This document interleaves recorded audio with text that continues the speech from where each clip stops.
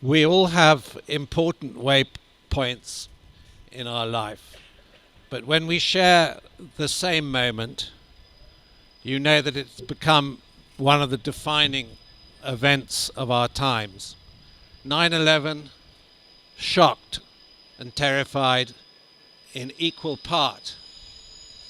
The shadow cast still shades our view of current affairs and reverberates through the international security system.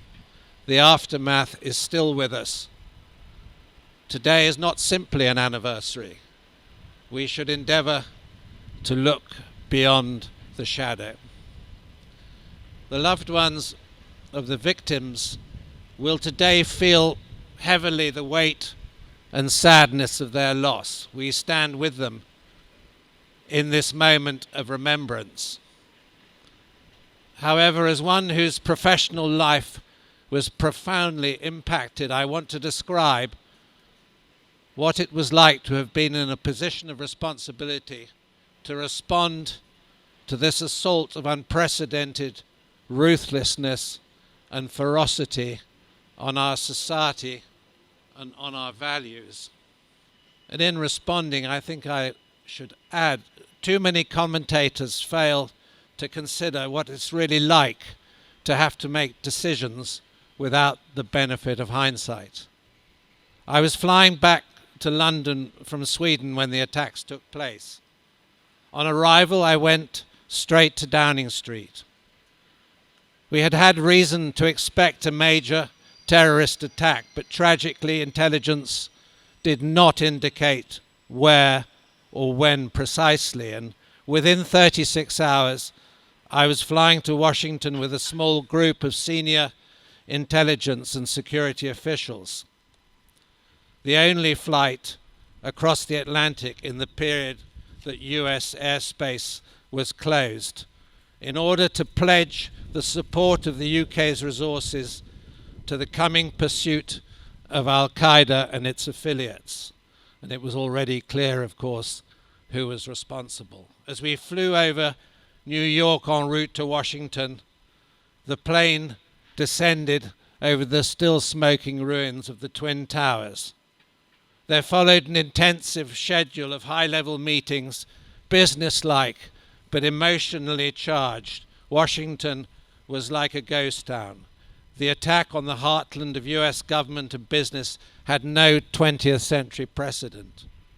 We felt we were on the cusp of a global terrorist offensive against the West's interests wherever they might be located. And 10 days later, I returned to Washington and with Prime Minister Tony Blair as he formalized personally with President Bush and his team the joint initiatives we had previously sketched out. We did not know where the fight against Al-Qaeda would lead us, but we did understand that to gain and hold the initiative would require skillful planning, courage in execution, and significant risk. The subsequent war on terror, not a denomination we used in the UK, became a many-faceted confrontation with this challenge to the West's values. It was also a struggle between different interpretations of Islam. In fact, the world of Islam has probably been more deeply wounded than the West in the last 20 years. Though there were divergences of method between us, the strategic alignment of our intelligence and security resources yielded important results in countering the overall terrorist threat. I think, in conclusion, what I want to say is that we owe a debt to the diligence and skill of the women and men of our intelligence and security community and those of the services of our allies and friends as well. No public end-of-day applause for them. They quietly and discreetly get on with their job out of sight, but often out of mind too.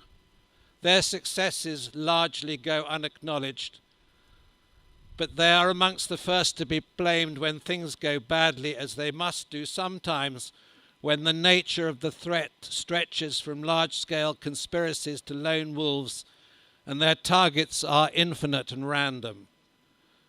To be able to stop terrorist attacks, you have to have the courage to risk mistakes, even serious ones. And the choice between intervention and gaining more intelligence is always a fine one. So on the 20th anniversary of 9/11, I ask you to also remember the work of my former colleagues in helping to keep us safe in this dangerous world. And events in Afghanistan remind us that their task is not finished. And it's most appropriate today to recognize their patriotism and selfless devotion to this task. Thank you very much.